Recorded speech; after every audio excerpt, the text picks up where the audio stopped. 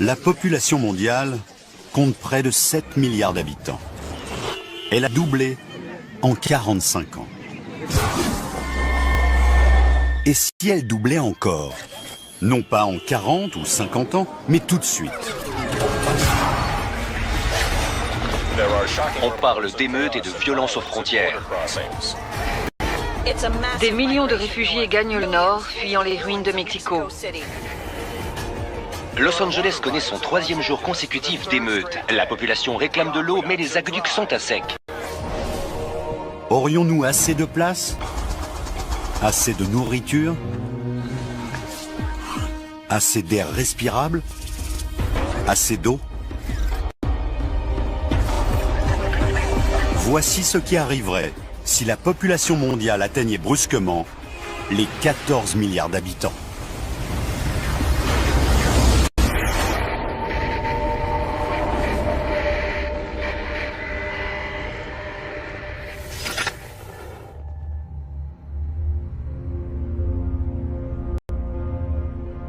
La Terre n'a pas toujours été si peuplée. À l'époque où les pyramides ont été construites, la planète comptait moins de 30 millions d'êtres humains.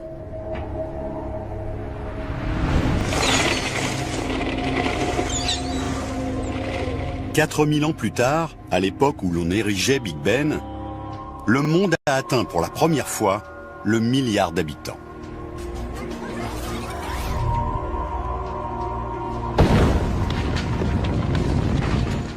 À peine 80 ans plus tard, au moment où le mont Rushmore a été sculpté, elle avait déjà doublé et atteignait 2 milliards.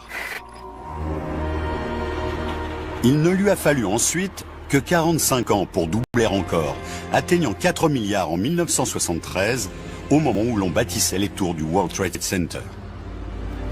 Nous continuons de nous multiplier à une vitesse étourdissante.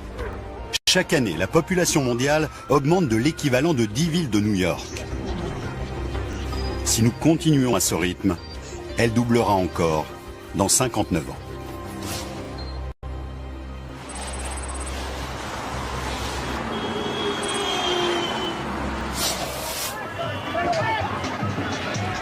Le monde a déjà du mal à gérer ses 7 milliards d'habitants.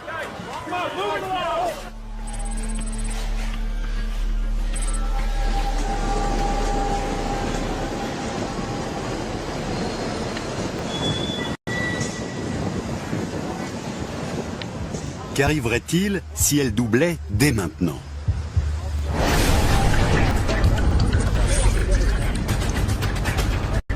À New York, en Asie, tous les pays de la planète sont submergés.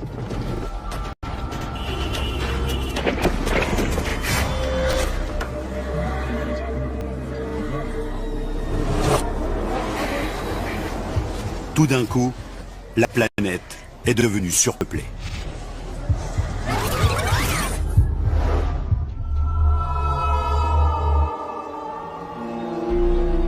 Chaque personne a besoin de nourriture, d'eau, d'un logement.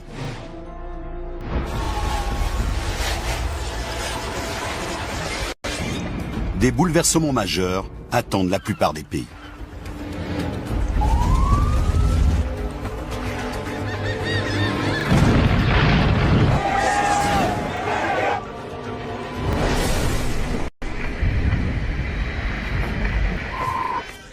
Voici le premier bébé américain de l'année. La population du pays atteindra cette année 620 millions d'habitants. À Beijing, on termine en ce moment le premier gratte-ciel de 200 étages. Il culmine à plus de 800 mètres de haut. 10 autres sont prévus pour l'an prochain. Le maire de New York a approuvé la construction du premier super gratte-ciel de la ville.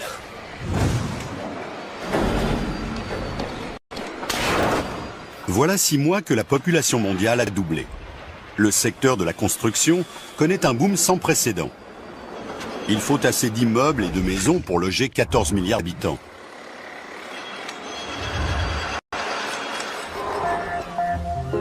À Los Angeles, métropole coincée entre l'océan et les collines, on construit partout où l'on peut.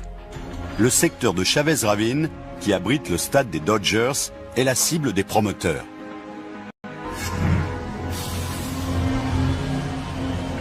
Manhattan est une île et ne peut se développer que vers le haut. Les architectes tentent de trouver un moyen rapide de gérer l'explosion de la population.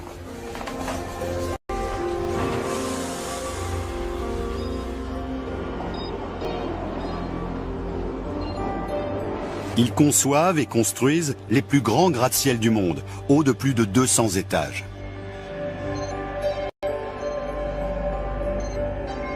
Ces nouvelles tours sont extrêmement lourdes. Elles pèsent jusqu'à 1 million de tonnes. La solution la plus facile pour soutenir ces immenses tours, c'est de les bâtir sur le soubassement rocheux. On évitera ainsi qu'elles sombrent dans le sol. À Manhattan, les premiers gratte-ciel de l'histoire ont été construits sur Wall Street. Le substrat rocheux y est plus proche de la surface. Mais à présent, ils vont s'élever bien plus haut.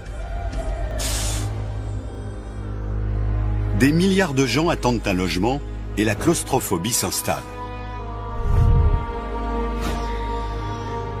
Des familles entières s'entassent dans les hôtels, les bureaux, partout où ils trouvent de la place.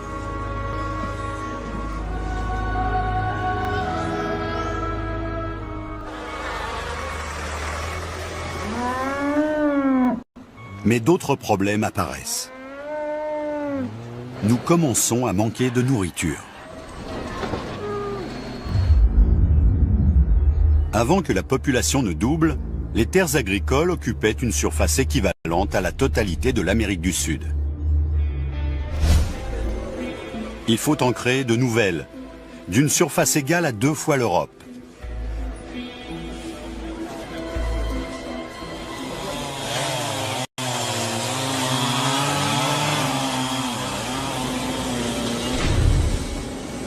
Les forêts sont des cibles privilégiées. Des milliers de kilomètres carrés de forêts sont abattus. Mais il faudra attendre 1 an pour dégager les terrains et moissonner la première récolte. En Afrique du Nord, l'Égypte apporte de l'eau dans le désert pour le rendre cultivable.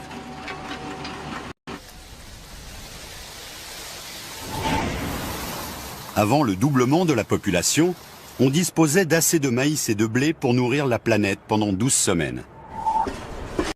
La Chine et l'Inde ont déjà englouti leurs réserves. 5 milliards de personnes souffrent de la faim. Et il n'y a pas que les céréales qui manquent. Il y a plus de 240 millions de vaches laitières dans le monde. Mais il faut attendre que la vache ait 24 mois pour la traire. La production de lait est très insuffisante.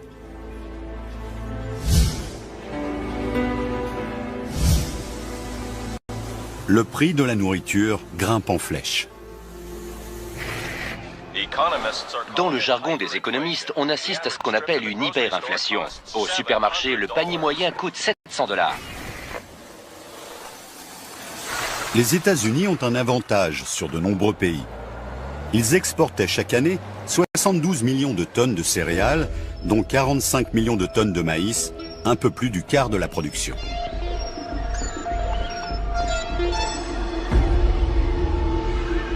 Le pays vient de mettre un terme à ses exportations.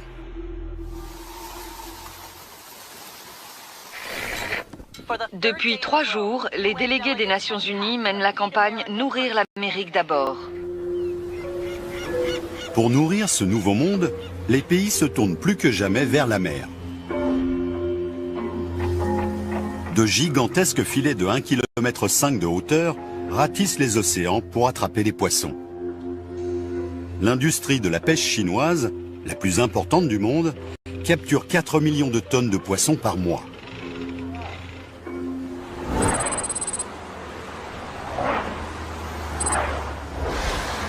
Nos infrastructures sont mises à rude épreuve. Des poids lourds de plus en plus nombreux roulent 24 heures sur 24 pour nourrir une population affamée. Aux États-Unis, 1/3 des autoroutes étaient déjà en mauvais état. La brusque augmentation de la circulation entraîne des catastrophes.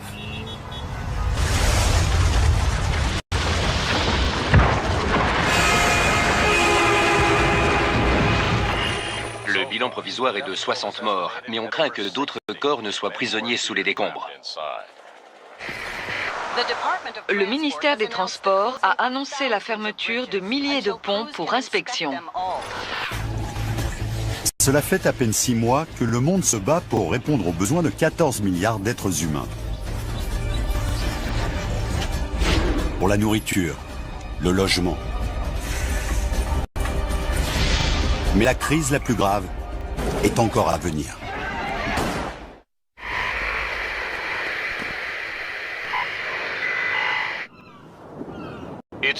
C'est la plus grande crise du logement de tous les temps. 3 milliards de personnes n'ont nulle part où vivre. À Washington, plus de 100 000 personnes ont élu domicile dans le parc du National Mall, tout près du Capitole. Pour l'instant, le président se refuse à les en déloger. 200 000 personnes campent dans Central Park, sur un lopin de terre estimé autrefois à 500 milliards de dollars. Cela fait maintenant 1 an que la population mondiale a doublé. Le monde est en crise. D'immenses campements surgissent partout dans les villes.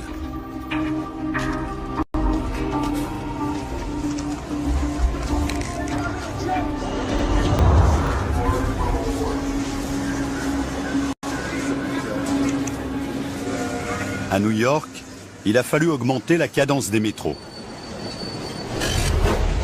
Il y en a maintenant toutes les 2 minutes. Le maximum autorisé par le système de sécurité. Désormais, près de 500 000 personnes transitent chaque jour par la station de Times Square. À l'heure de pointe, on y étouffe. Dans les rues, les bus sont toujours bondés. Un seul bus permet de remplacer 25 voitures. Mais cela ne suffit pas.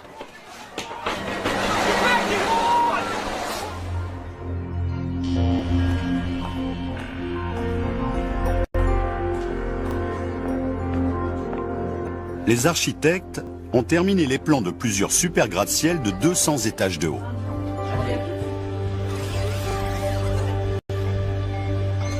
Un seul de ces immeubles doit permettre de loger 10 000 personnes.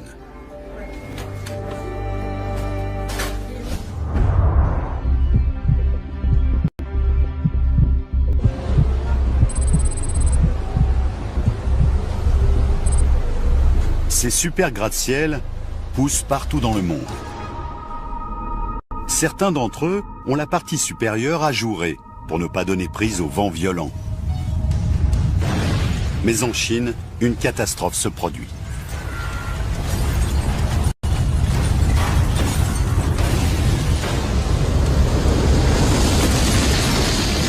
L'immeuble de 200 étages avait été construit sur une ligne de faille non détectée. Le poids du bâtiment a déclenché un tremblement de terre. Les sauveteurs fouillent les décombres. Les autorités ont indiqué que le séisme avait fait plus de 3000 morts.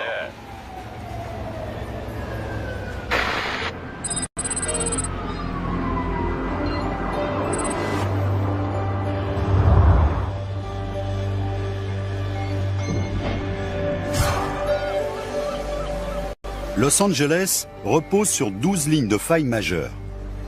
Par crainte des tremblements de terre, les immeubles ont rarement plus de 20 étages, y compris les nouveaux bâtiments de Chavez Ravine.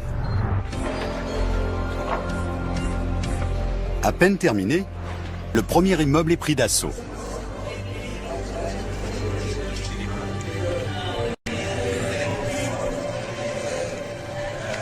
L'époque d'une cellule familiale unique pour chaque toit est révolue.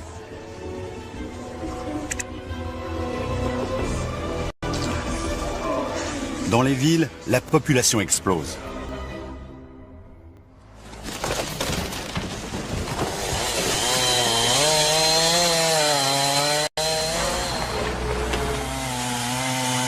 Mais il y a un prix à payer pour ce boom de la construction. Pour bâtir la structure en bois d'une seule maison, il faut parfois abattre une centaine d'arbres. Pour construire 5 millions de logements, On a besoin d'une forêt grande comme un département. D'immenses trouées balafrent les zones boisées du monde entier. Et ce n'est pas la seule ressource naturelle qui est surexploitée. À New York, le réseau des eaux a été conçu pour fournir 3,8 milliards de litres par jour. Mais désormais, 2 fois plus de gens prennent des bains, tirent la chasse d'eau, et cela double la... La ville de Los Angeles vous rappelle que le rationnement strict de l'eau a commencé. Chaque foyer a droit à 55 litres par jour. Les niveaux seront relevés régulièrement. Cette eau que l'Occident a toujours considérée comme allant de soi est précieuse. Avant l'explosion de la population, un foyer utilisait en moyenne 870 litres d'eau par jour pour la douche, le lave-linge et la vaisselle. Aux États-Unis, un tiers de cette eau n'était même pas utilisée dans la maison, mais dans le jardin, pour arroser la pelouse. L'époque de la facilité est révolue.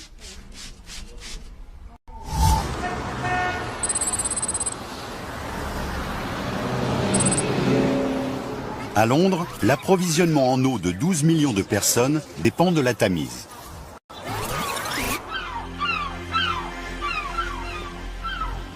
On utilise tellement d'eau qu'à marée basse, les navires sont à sec. Ceci est un rappel. L'eau sera coupée entre 14h et 18h. Partout dans le monde développé, c'est la même chose. Achtung! Zwischen 14 et 18. L'eau n'est pas disponible cet après-midi. C'est un annonce. Entre orele de 2 și 6.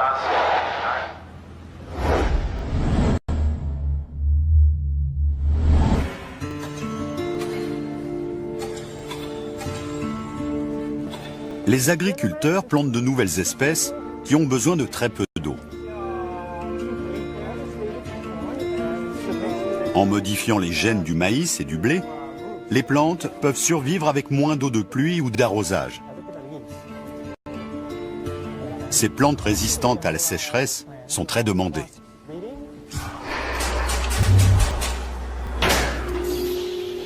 Le boom mondial de la construction met tous les systèmes d'électricité à rude épreuve.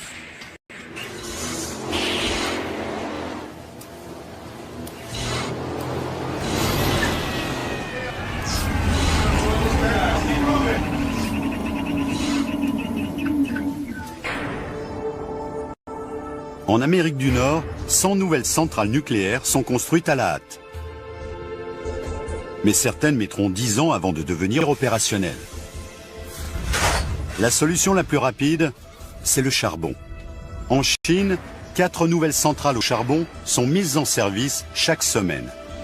Même chose en Amérique du Nord. Et pour préserver l'énergie, nombre de pays mettent en place des couvre-feux.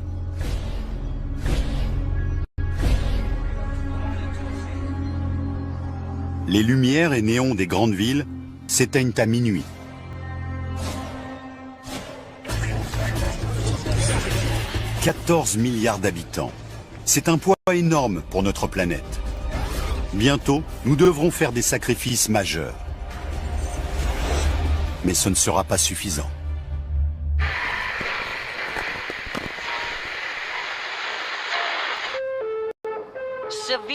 Le manque d'eau se fait sentir. Le rationnement va devenir de plus en plus drastique. La Chine attend désespérément l'aide étrangère. Les nouvelles fermes n'ont pas produit les récoltes dont le pays a besoin. Washington a déclaré un nouveau prolongement de la loi martiale qui dure maintenant depuis 3 ans. Des batailles rangées entre la police et les gangs sont survenues dans tout le pays. Voilà 3 ans que la population mondiale a doublé pour atteindre les 14 milliards d'êtres humains. Le monde devient de plus en plus dangereux. Des centaines de millions de personnes sont au chômage. Elles vont de ville en ville à la recherche d'un emploi et de nourriture. La hausse des prix, la crise économique, la colère et le désespoir conduisent à la violence.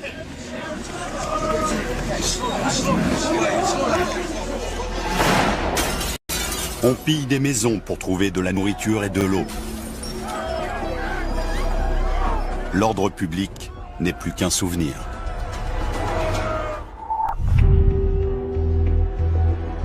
Le développement massif des centrales électriques provoque une pollution constante.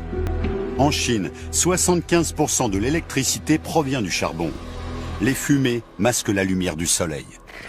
La journée a encore été sombre à Beijing. La ville est asphyxiée par un épais nuage de pollution. La Chine défend sa décision de doubler le nombre de centrales au charbon pour alimenter les logements et l'agriculture.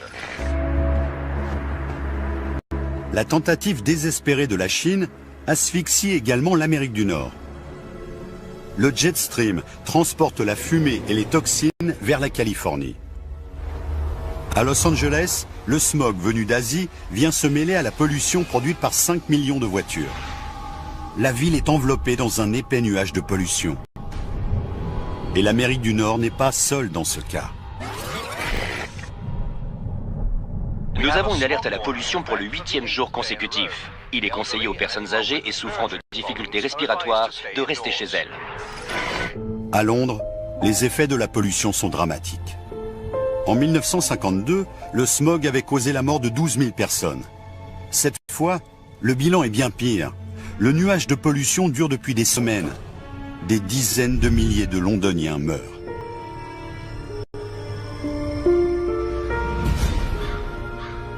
Nos ressources naturelles s'épuisent. Des émeutes ont éclaté ce matin. Il faut maintenant faire 3 heures de queue pour obtenir sa ration d'eau. La garde nationale veille sur les fontaines publiques pour maintenir l'ordre. À Los Angeles, l'eau est de plus en plus rationnée. Chaque foyer n'a droit qu'à quelques heures d'eau par jour. On fait la queue pour accéder aux fontaines publiques.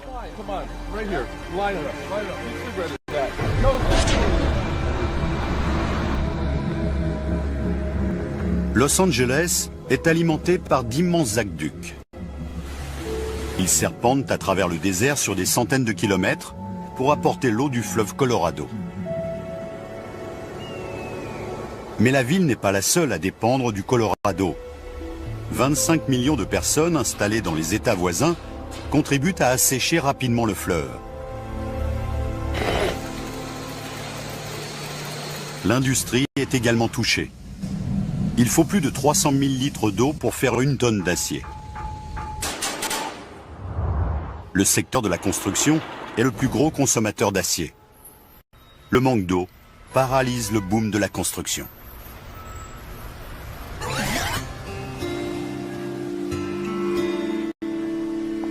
Pour trouver de l'eau, les villes côtières se tournent vers la mer. Ainsi, Los Angeles table sur des usines de désalinisation pour fournir de l'eau à une population de 20 millions d'habitants.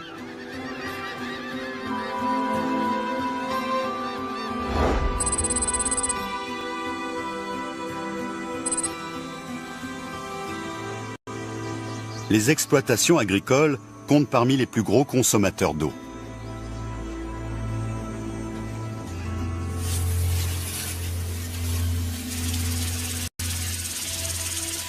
Comme Los Angeles, les fermiers de l'Ouest américain dépendent de l'eau du fleuve Colorado.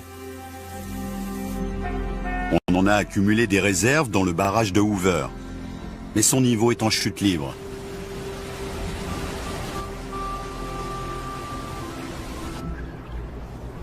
Les hommes prélèvent des milliards de litres de plus que le fleuve ne peut en fournir.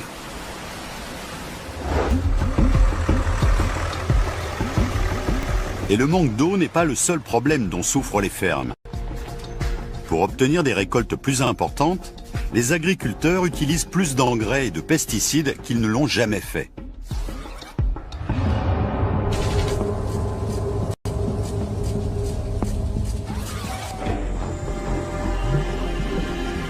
Dans les océans du globe, de nombreuses espèces de poissons ont déjà disparu.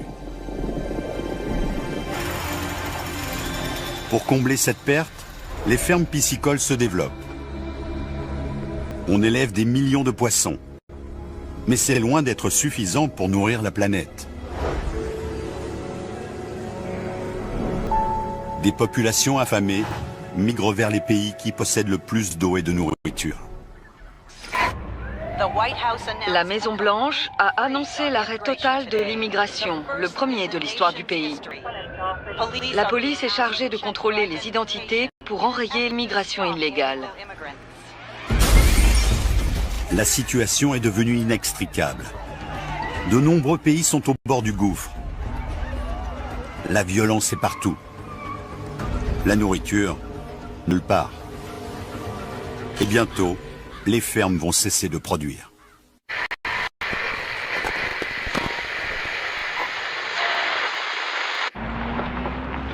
Selon les Nations Unies, l'Afrique centrale est désormais une zone sinistrée. 30 millions de ceux qu'on appelle les réfugiés de l'eau sont sur les routes. Les nouveaux logements de Manhattan vont réduire les besoins de la ville en eau, mais la construction de nouveaux bâtiments a pris un retard considérable.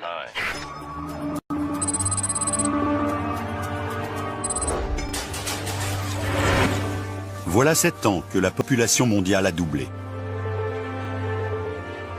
À New York, les campements de fortune de Central Park ont disparu, remplacés par une forêt de gratte-ciel et de chantiers.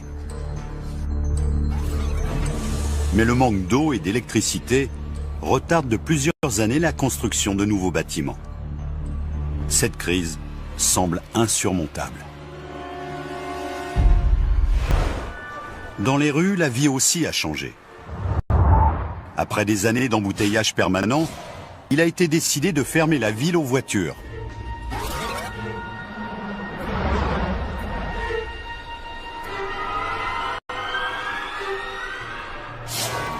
Les banlieusards doivent désormais emprunter les transports publics. La dernière fois que les rues de Manhattan avaient été fermées, c'était après les attentats du 11 septembre 2001. Les rues sont entièrement dévolues aux piétons, aux vélos et aux bus.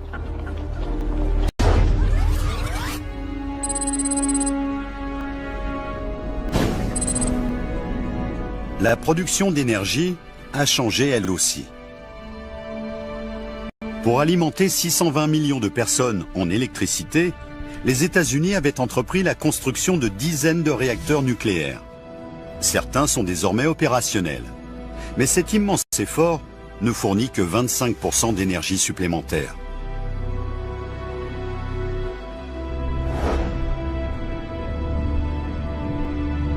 Pour compenser, on tire parti des forces de la nature. Dans le désert de l'Arizona, on a installé des centaines de panneaux solaires. D'autres pays ont choisi d'exploiter le vent. Mais il faut 10 000 éoliennes pour fournir de l'électricité à 10 millions de foyers. Et parfois, le soleil ne brille pas et le vent ne souffle pas.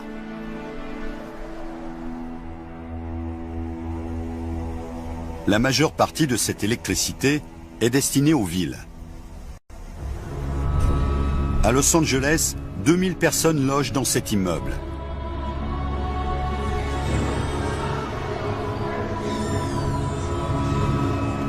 Les familles qui y vivent utilisent 2 fois moins d'électricité que celles qui habitent dans des maisons.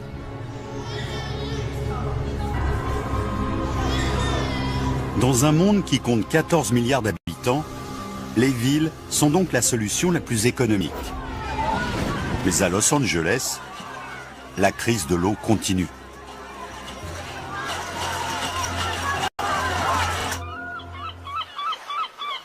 La ville a ouvert une douzaine d'usines de désalinisation de l'eau.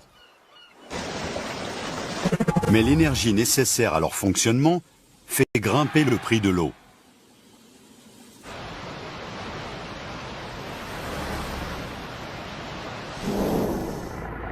Son transport est également prohibitif.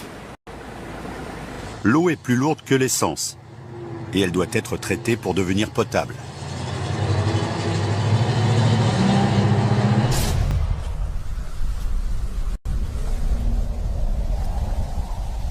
La crise de l'eau affecte aussi durement les campagnes.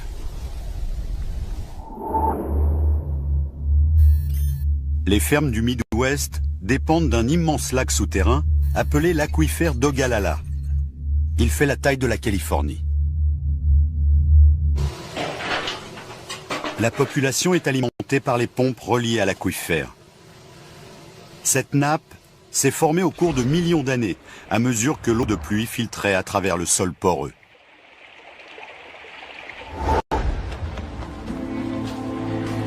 Mais au bout de 7 années d'exploitation intensive, les nappes souterraines de l'Ogallala sont en train de s'assécher.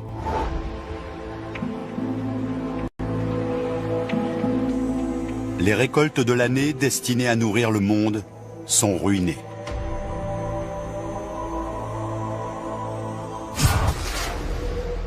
L'eau utilisée dans le monde vient pour les 2/3 de l'irrigation. Mais les nappes du monde entier sont en train de disparaître.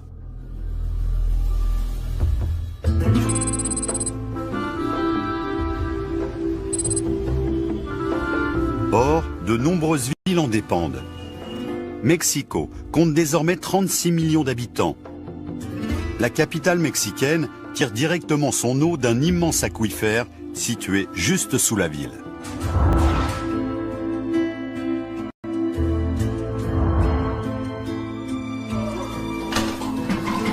Mais les tuyaux qui apportent l'eau fuient.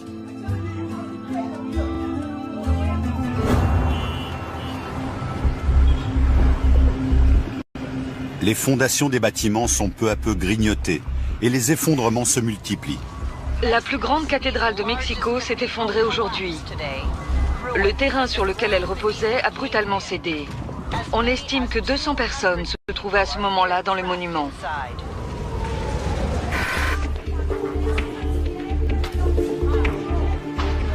Mexico est une ville sinistrée.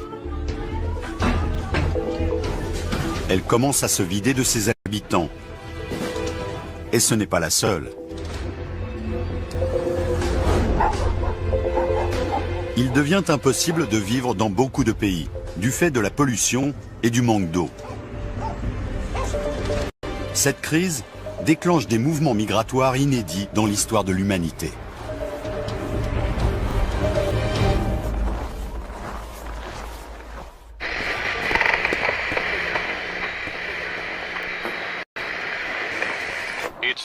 C'est la pire crise humanitaire de l'histoire.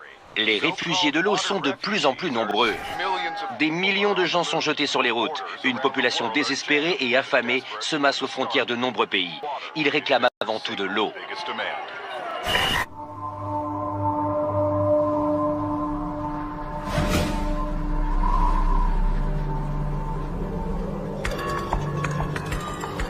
Il y a désormais 10 ans que la population mondiale a doublé.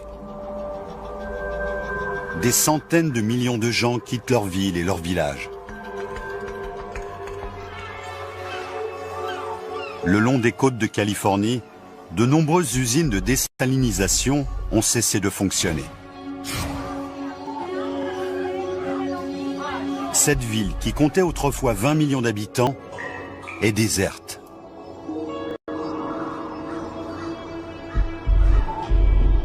Les immeubles d'habitation construits après le doublement de la population sont abandonnés.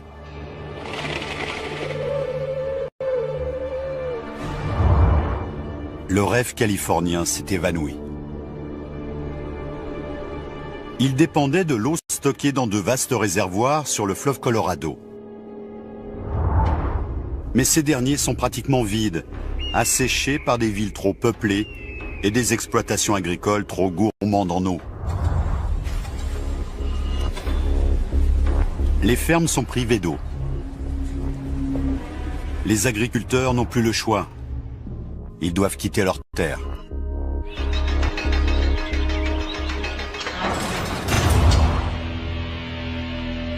Ils se joignent à l'exode vers le nord.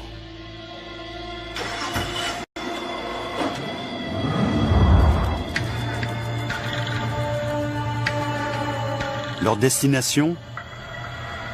N'importe où, pourvu qu'il y ait de l'eau et l'espoir de survivre. Mais c'est un voyage périlleux.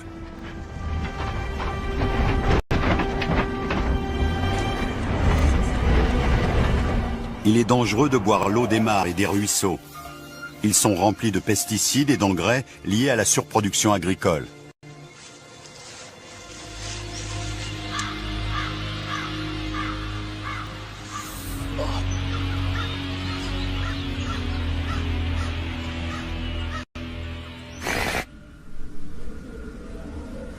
Dans le pays, le prix du litre d'eau atteindrait désormais 7,50 $. Le ministère de l'Agriculture vient de confirmer que les aquifères ont atteint leur niveau historique le plus bas. L'eau est désormais plus précieuse que l'essence.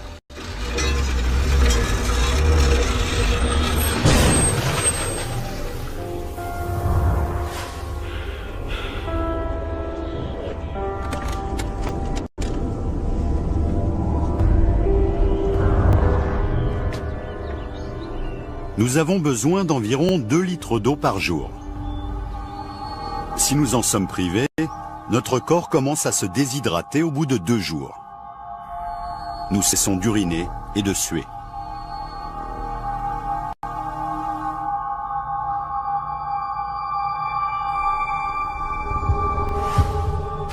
Une fatigue intense survient, on commence à perdre conscience. Et si on ne boit pas très vite, c'est la mort qui nous attend.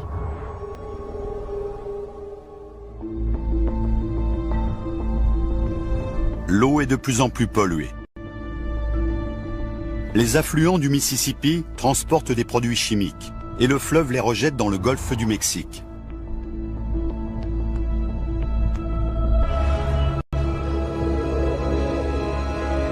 Les engrais accélèrent la croissance des algues. Elles s'étendent sur des kilomètres carrés à la surface des mers. En se décomposant, elles aspirent l'oxygène de l'eau. Le résultat, c'est un désert flottant. Les poissons ne peuvent plus respirer. Les plantes périssent. La pollution contamine peu à peu toute la planète.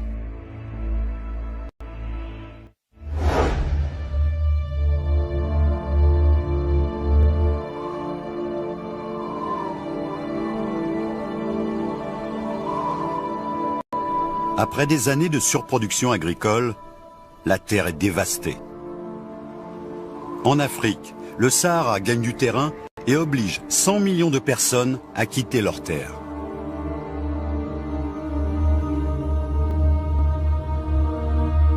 En Amérique du Nord, les réfugiés de l'eau se dirigent vers le plus vaste réservoir mondial d'eau douce, les Grands Lacs.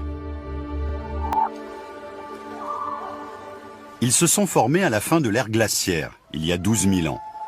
L'eau qu'ils contiennent est le résultat de la fonte des glaciers. Des millions de gens se dirigent vers leurs rives.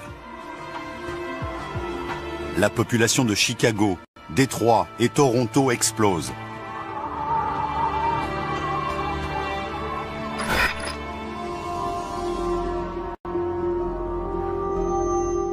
Il existe d'autres réserves d'eau douce.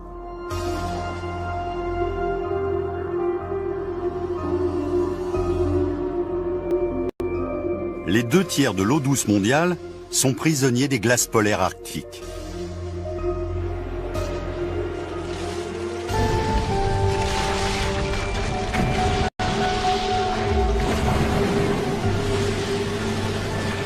Au pôle Nord, on dynamite des pans entiers de banquise. On remorque ensuite les icebergs vers les villes côtières.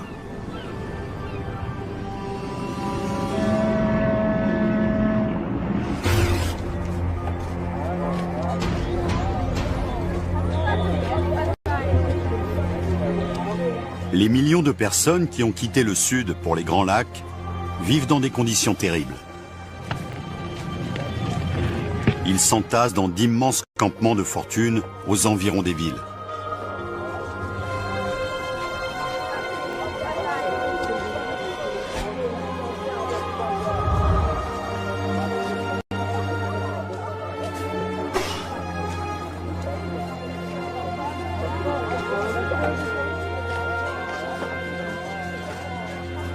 Le doublement de la population a entraîné le plus grand mouvement migratoire de l'histoire. Mais le pire est encore à venir.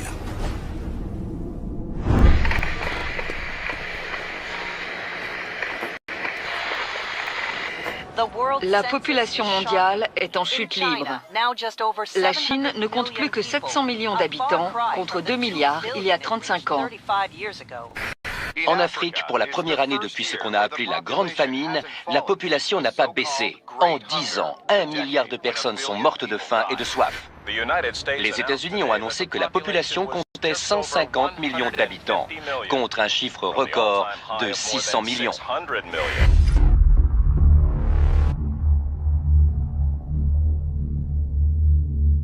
Il y a maintenant 35 ans que la population a doublé.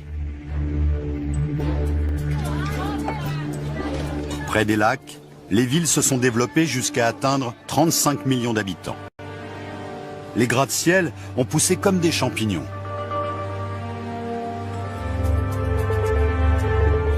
La nuit, ces gigantesques cités brillent de mille feux. Mais le reste de l'Amérique du Nord est plongé dans le noir.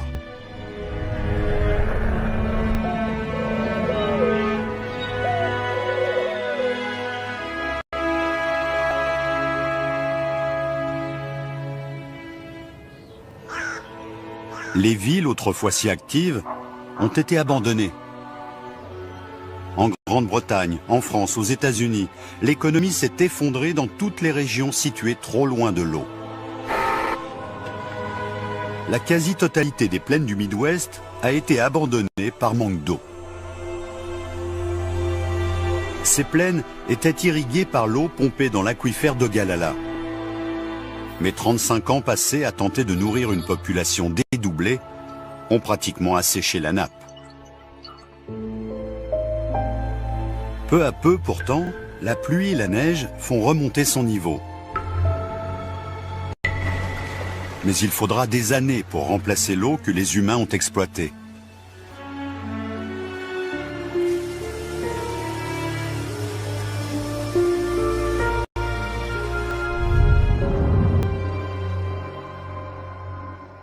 Des milliards de gens sont morts de faim et de soif. Le monde ne peut nourrir une telle population.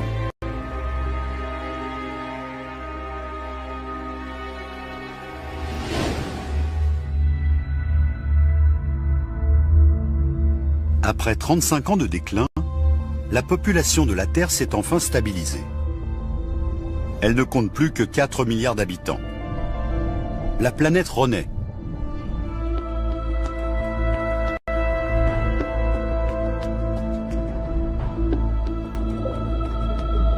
Dans les océans, les stocks de poissons que nous avions épuisés se recomposent lentement. Les forêts regagnent les zones qu'elles occupaient avant l'installation de nouvelles exploitations agricoles. Pour la première fois depuis des décennies, les fleuves coulent sans entrave.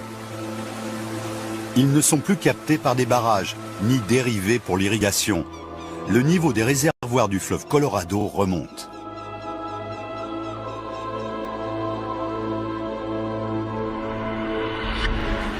Tout ceci n'était qu'une fiction, un aperçu d'un monde soudainement frappé de surpopulation.